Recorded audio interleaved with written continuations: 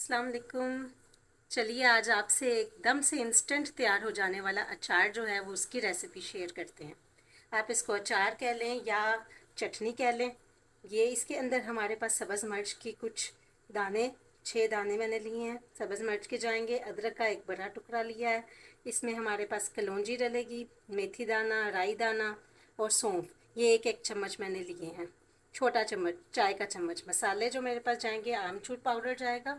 सुर्ख मिर्च जो है ये ऑप्शनल है बिल्कुल, ये अगर आप डालना चाहें डालें वरना स्किप कर दें।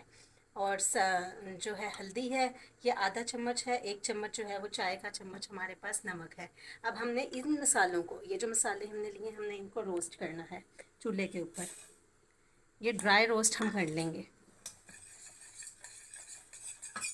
जितने में हमारे मसाले ड्राई रोस्ट होते हैं उतने में हमने ये मिर्चें और अदरक को कुंडी में कूट लेना है। ये देखिए हमने इसको कुट लिया है। इसको बस इस तरह से मोटा मोटा सा कुटना है, आध कुटा सा करना है। और ये जो हमने रोस्ट किए थे मसाले, ये हमने इसके अंदर डाल देने हैं। और ये वाले पाउडर वाले मसाले भी हमने इसके अंदर डाल देने हैं।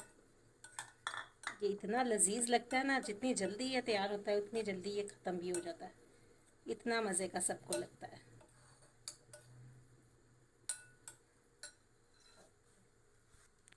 ये सरसों का तेल मैंने 2 चम्मच के बराबर इसको गर्म किया। अब हम इसको उठाएंगे और अपने अचार के ऊपर डाल देंगे।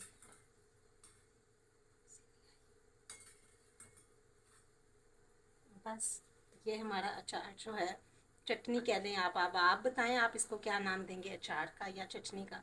तो ये तैयार है बिल्कुल। ये दाल चावलों के साथ बहुत टेस्टी लगती है। दाल चावल के साथ खाएं, सब्ज़ी रोटी के साथ खाएं, बहुत ही लजीज लगती है। आप इसको 1 हफ्ते के लिए सेव भी कर सकते हैं फ्रिज में। इसमें थोड़ा सा ऑयल जो है वो और डाल लें तो आप इसको ज़्यादा भी सेव कर सकेंगे। वीडियो देखने का बहुत शुक्रिया। Thank you.